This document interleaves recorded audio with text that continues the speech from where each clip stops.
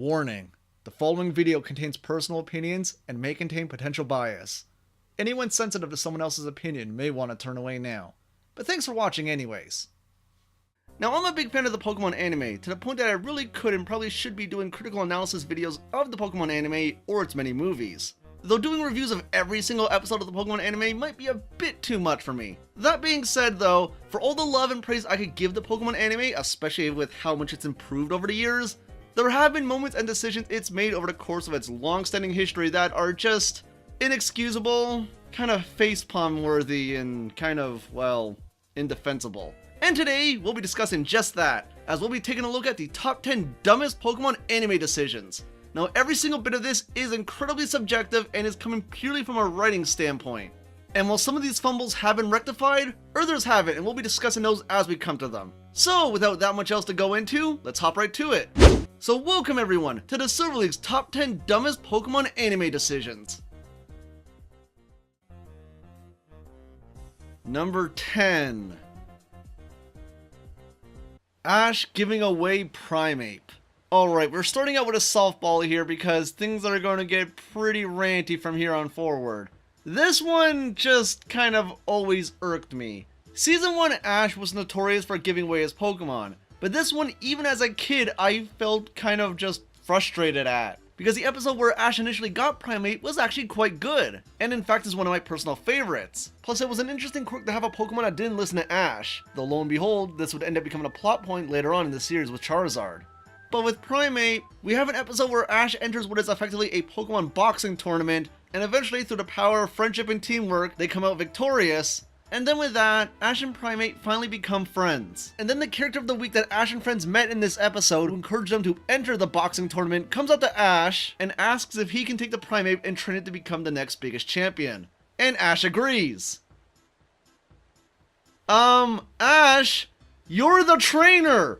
Train your Pokemon! That was always the biggest complaint people had about you, and here you are, giving away a Pokemon who you've earned the respect of to a guy you've met only today!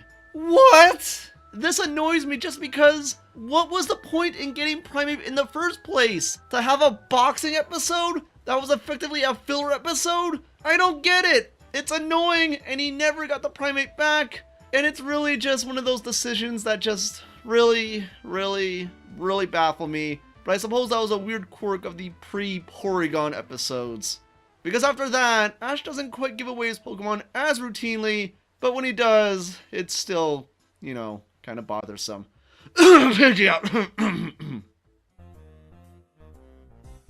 Number 9. Pikachu losing to a level 5 Snivy. Okay, writers, I know what you're trying to do. You're trying to show off the imposing power of this rival. I get that. And I also understand that levels don't always apply to the Pokemon anime, even though there was an episode in the original anime that outright mentioned levels, but it never really explained how it works in context to the whole Pokemon training thing. So I understand, you want to make the rival look imposing and powerful, but the thing is, he wasn't imposing and powerful. He just started. The Snivy was just an ordinary Snivy he picked out. There was no particular reason why it would be imposing or powerful. And I also understand that Pikachu was weakened at the time. That was the whole point of the very first episode. But here's the thing. That first episode of Pokemon Best Wishes aired on September 23rd, 2010. 2010, really? Jeez. But you want to know what happened in the anime just a month prior in August? Pikachu tied with a friggin' Latios! And it didn't get any assistance either. None of Ash's other Pokemon touched the Latios. It one-shotted all of them, but Pikachu, on its own, managed to tie with a Latios. People complained to no end about that Tobias fight, but the fact that Pikachu tied with a Latios makes a statement. But I also understand that Best Wishes was supposed to be effectively a soft reboot of the Pokemon anime, approachable for new viewers who might have been overwhelmed by the sheer massive number of episodes preceding Best Wishes. Also following in line with the spirit of the Gen 5 games, which were also trying to serve as a soft reboot for the Pokemon franchise as a whole. So I get all of that. It was supposed to be a reboot, Pikachu was weakened, and he wanted to impress and show that this rival was serious. But it wasn't a good look, especially when the fond memories of the Diamond and Pearl series were still fresh in the minds of hardcore fans and even just casual fans who might have been watching the anime leading up to that moment. To see Pikachu lose so easily to an ordinary Snivy that was given out to a brand new fresh trainer who's supposed to be Ash's rival, but this was not a good first impression. It was a baffling decision that to this day, I simply can't defend. I can make sense of it, but I can't defend it. Number 8. Ash losing the Unova League to Cameron. Oh boy! Say what you will about the Sinnoh League, say whatever you want about the Kalos League, but this league in particular, was BS. Utter BS. I am sorry, this was stupid. Even factoring in the whole reboot ideology of the Best Wishes anime, really? Cameron? The guy who was about to sleep in through signups. The guy who only brought 5 Pokemon to the battle, thinking it was only a 5v5. And even then, Ash had major type advantages to Cameron's team. And even on top of that, you had an Earther-friendly rival right there who seemed like he was just gift wrapped to be the trainer who would beat Ash and humble him and inspire him to continue on with his journey with a new vigor and new just leaps for exploration, and just push that message that I say is pivotal to the Pokemon franchise in showing you can't always win. There are other trainers who are simply stronger than you, but the lesson learned is to not be discouraged and not give up. You don't get that with Cameron. Cameron literally won thanks to Deus Ex Evolution, the thing that always had Ash win. So it's like, wait, is this Ash getting a taste of his own medicine?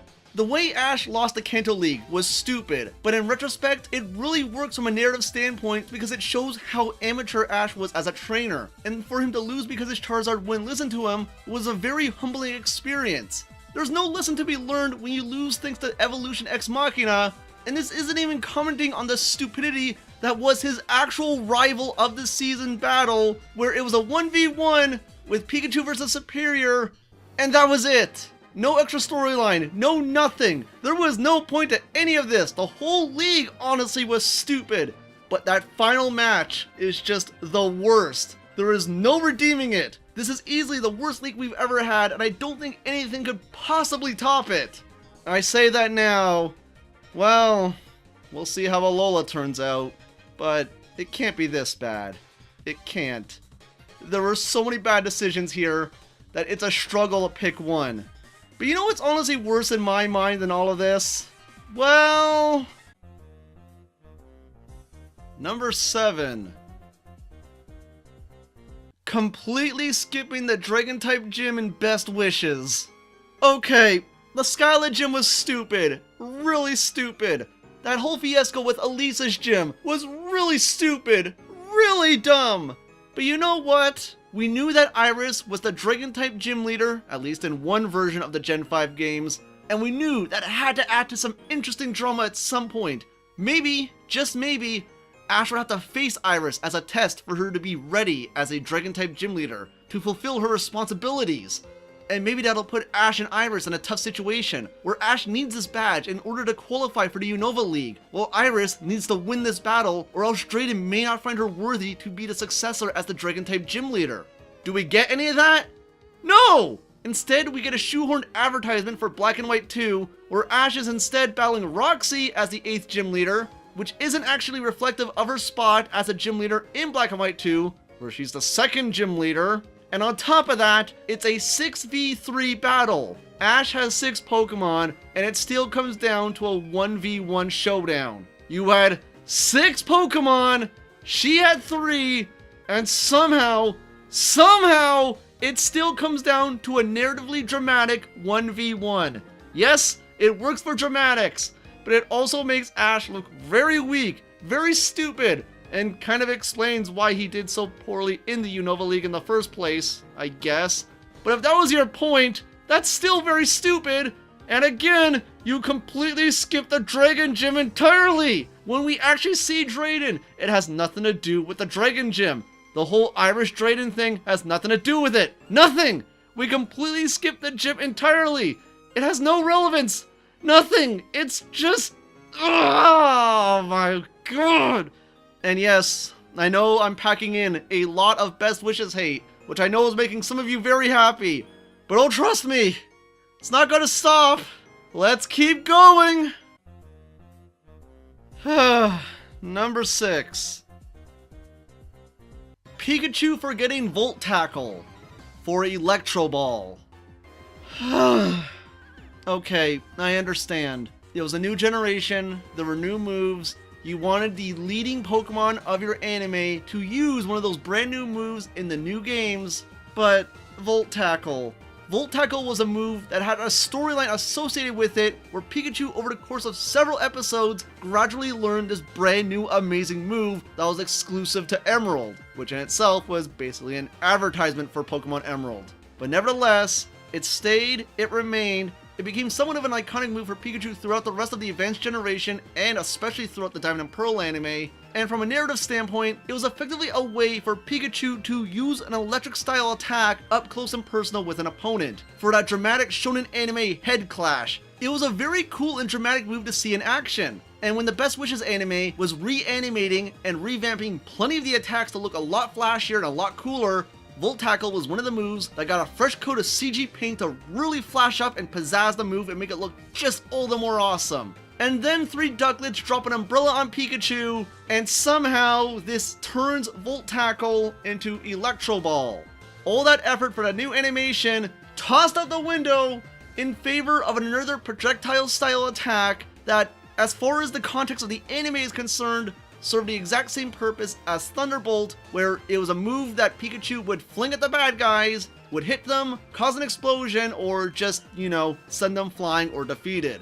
There was opportunities where Electro Ball could have been used for more dramatic effect, could have been used to at least distinguish it somehow from Thunderbolt, but very rarely did this happen. Occasionally you could have Pikachu doing a cool spin where it would slap the Electro Ball, which in itself was pretty alright, but from a narrative standpoint, it didn't really change anything, and the dynamics of how it functioned in conjunction with Thunderbolt was pretty interchangeable. And thank Arceus that all these years later, it would be rectified with Pikachu forgetting Electro Ball in favor of Electro Web. Now, I know that doesn't really make much sense either, and coincidentally, the way Pikachu learned it was actually quite similar in nature to how he ended up learning Electro Ball in the first place, in that he had something clamped down on top of him, and that would in turn turn the move into something else.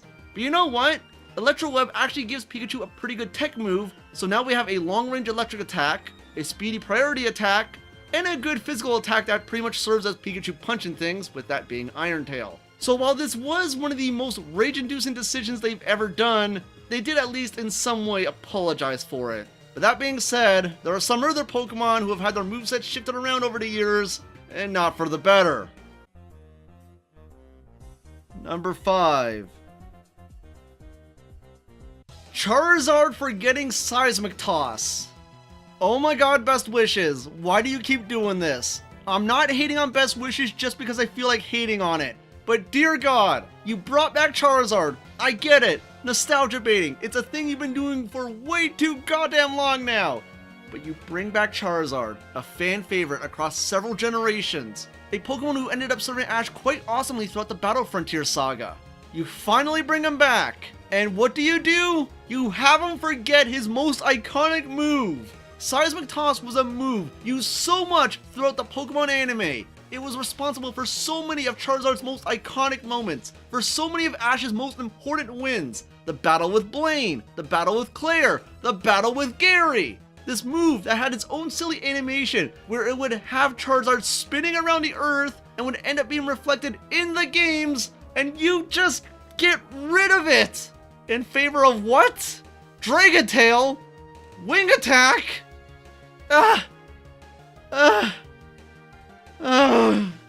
Now I know in-game, Seismic Toss on a Charizard honestly isn't really that good since, well, Seismic Toss is based on level, and I'm guessing that means that Charizard is a really high level if it always ends up KOing the Pokemon. But in the series, it always came off as this really awesome, just hard-hitting attack where spinning with so much force, the swing down just knocks out the Pokemon, and it was always exciting to see. And we don't get that in Best Wishes. Instead, Charizard's moveset is effectively ruined, and it's just downright saddening and embarrassing and just...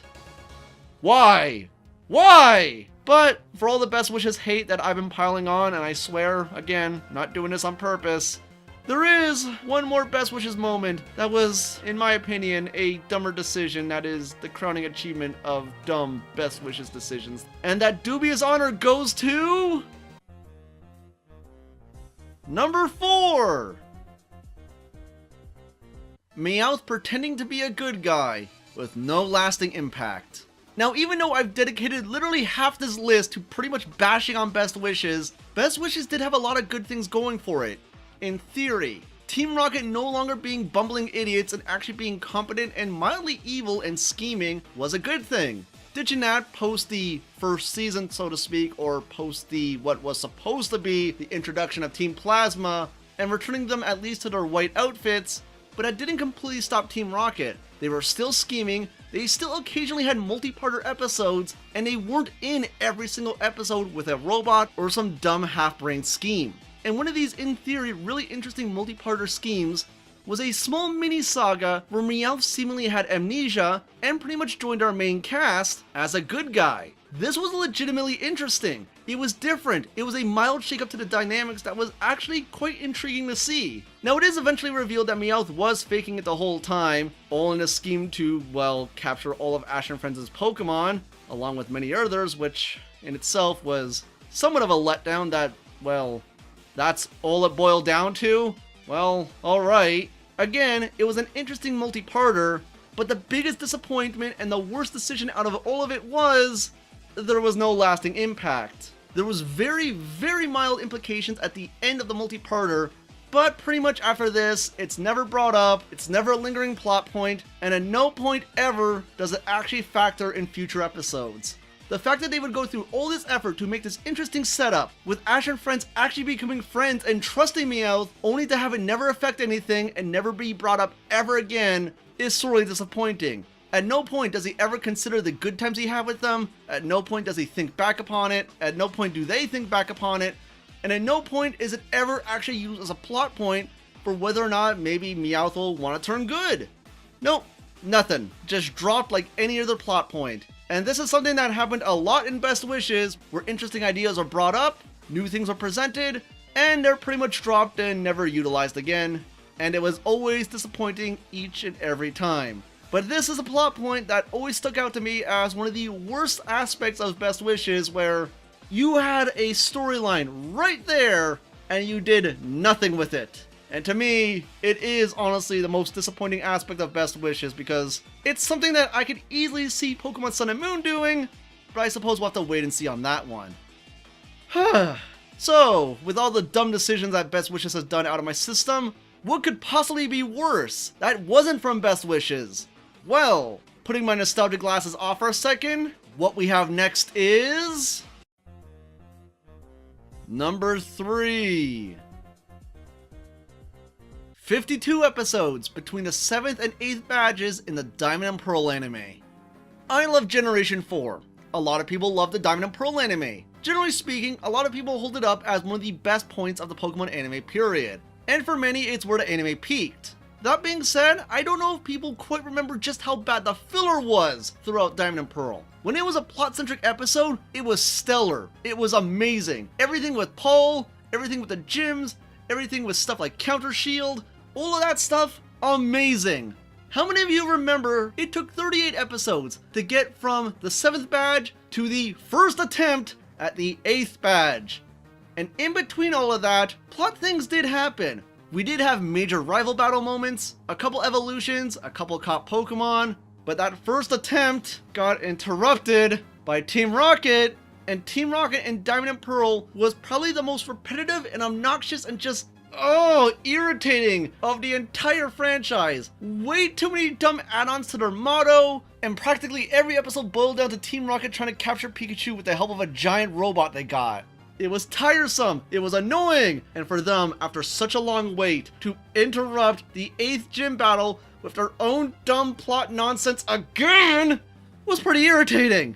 And was the next episode the second attempt? No, it wasn't. We had to wait 12 more episodes for the second attempt. And again, it is worth noting that plot things did happen within these 12 episodes. Pretty much the finale to Dawn's storyline. And then we get the second attempt. So to give perspective, of the 52 episodes between those two badges, 23 of them are arguably not filler.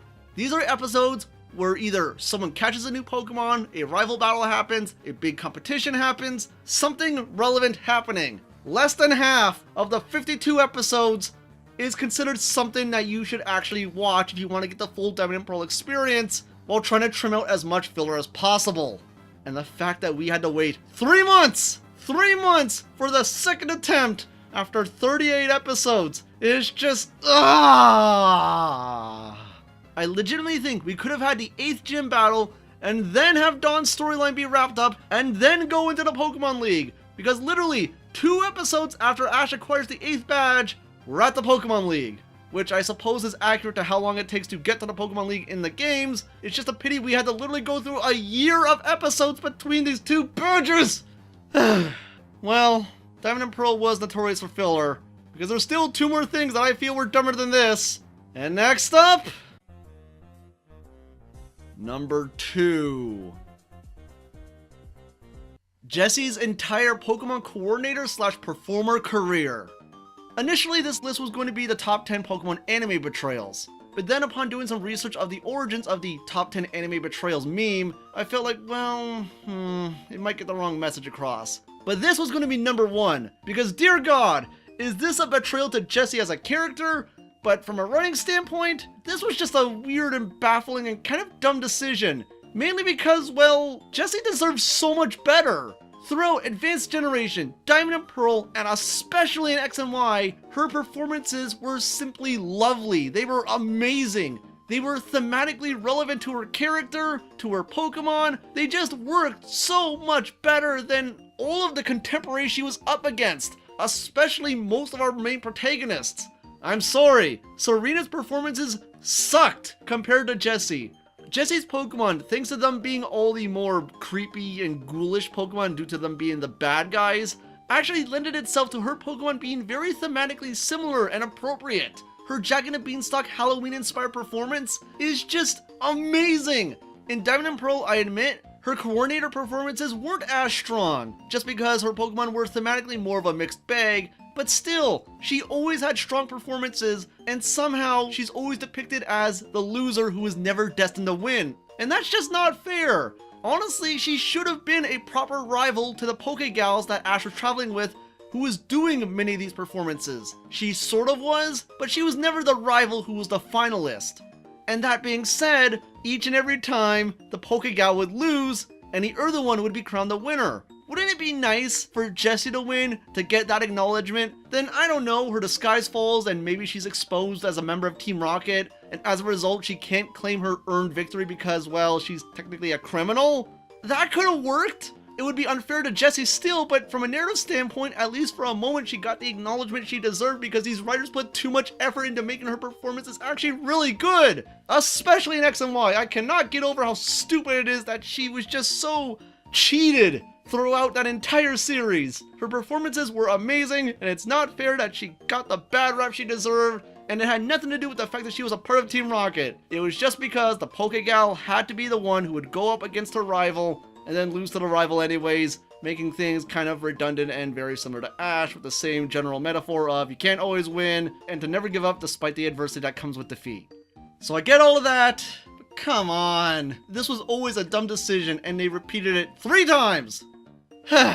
But, like I said, it was initially going to be number 1 on the original version of this list, but I made a last minute switch because I had to look inside my heart and think, what's honestly the dumbest decision the Pokemon anime has ever done to me? And without a doubt, number 1 always lingers in my mind, and to this day, it's the one thing that, while I have gotten over, it's still stupid and I will never stand by it, and I will never, ever truly understand it. So without further delay, and the number 1 dumbest Pokemon anime decision is Ambipom leaving to become a ping pong champion. I repeat, Ambipom leaving to become a ping pong champion. Ping pong champion. Ping pong champion! I hate this plotline. I hate this episode. I hate it so much. I hate the story that they took Ambipom down that led to this. I hate it so much. And I hate how it practically came out of nowhere! The thing I always liked about Ambipom was how clever Generation 3 was integrating the Gen 4 elements into the anime and pretty much foreshadowing Gen 4 for quite some time actually. with Gen 4 Pokemon cameoing in video games, movies, and throughout the later half of the Advanced Generation anime. But Ash getting Aipom was a very clever move. It gave Ash a brand new Pokemon who had a pretty sassy and interesting personality. It was definitely one of the more colorful Pokemon of Ash's team, and interestingly enough, when Ash would go over to Sinnoh, it was the only other Pokemon that Ash had with him along with Pikachu, and anyone who was in the know with Generation 4 knew what this had to mean. Yes, this was their clever way of introducing a new Generation 4 Pokemon through sneaking it in early in Generation 3 and showing it as one of the brand new evolutions, one of the alluring draws of Generation 4.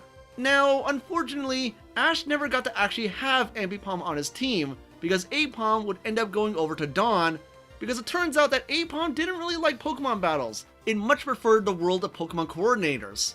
And that was fine, because within the context of the Diamond and Pearl anime, it showed how trades worked within the anime, a mechanic made all the more relevant in the age of Wi-Fi, where people could trade with each other online. So that makes sense, and it gave Ash Buizel, which ended up being a really cool Pokemon and very nice addition to his team. So Dawn got Aipom, a Pokemon who much preferred the world of Pokemon contests. Great!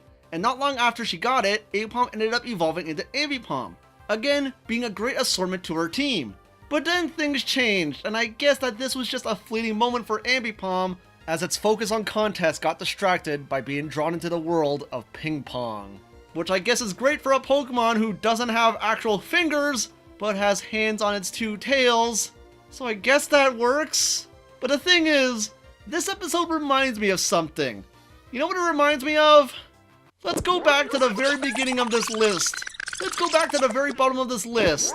Ash giving away Primeape to the character of the day that they met in an episode where they randomly entered a contest associated with Pokemon doing some kind of human sport with a Pokemon twist. Yeah, the Ambipom episode is pretty much a 2.0 version of the Primeape episode, except instead of being a Pokemon that Ash only had for a couple episodes, it was a Pokemon shared between two main characters of the show that was cleverly tied in to the series before this one as a way to cross-promote the actual games being sold at the moment. All of these clever ideas, all of this clever setup, all of this clever writing, all amounting to said character being written off to go become a ping pong champion. Because the trainer that Dawn and Ambipom beat in that episode goes up to them after the tournament and asks if he could take Ambipom to go train it to become a ping pong champion. And Dawn lets Ambipom decide on this offer, and it accepts!